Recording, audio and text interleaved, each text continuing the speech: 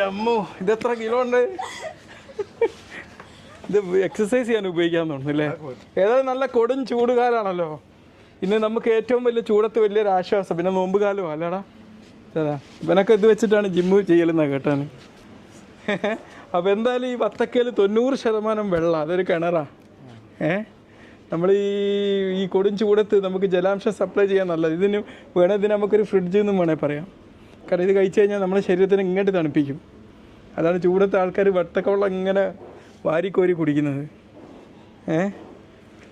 വേറെ ഇറാനി വത്തക്ക ഉണ്ടല്ലേ അവിടെ.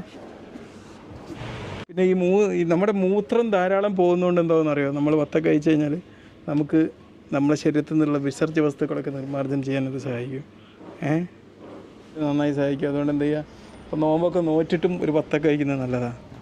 എന്നാൽ എന്താവും, നമ്മൾ കഴിച്ച ഭക്ഷണമൊക്കെ ഡൈജസ്റ്റ് ചെയ്യാൻ, ഇനി എന്താണെങ്കിലും ഏത് ഭക്ഷണം കഴിച്ചിട്ട് ഒരു വത്തക്ക കഴിച്ചാൽ അത് ഡൈജസ്റ്റ് ചെയ്യാൻ വളരെ ഹെൽപ്ഫുള്ളാണ്. പിന്നെ ബ്ലഡ് പ്രഷറുള്ള ആൾക്കാർക്ക് പൊട്ടാസ്യം അടങ്ങിയിട്ടുണ്ട് ഇതിനകത്ത്. അപ്പോൾ പൊട്ടാസ്യം അടങ്ങിക്കൊണ്ട് പ്രഷർ കുറക്കാൻ, പ്രഷർ രോഗികൾക്കൊക്കെ വത്തക്ക കഴിക്കുന്നത് നല്ലതാണ്. പിന്നെ ഇത് അത്യാവശ്യം വെയിറ്റ് ഉണ്ടെങ്കിലും ഇത് കഴിച്ച് കഴിഞ്ഞാൽ നമ്മുടെ ഭാരം കുറക്കാൻ വളരെ സഹായകരം. അപ്പോൾ നമ്മളെ ഭാരം കുറക്കാൻ നല്ലതാണ്. കാരണം എന്തുകൊണ്ടാണ്, ഇതിൽ കലോറി നന്നായിട്ട് കുറവാണ്. പിന്നെ നമ്മുടെ ശരീരത്തിൻ്റെ സൗന്ദര്യം നിലനിർത്താൻ നല്ലതാണ്.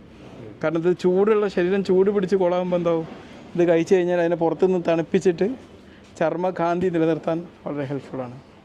അപ്പോൾ നമുക്കൊന്ന് വത്തക്ക കഴിക്കാമല്ലോ ഒന്ന്.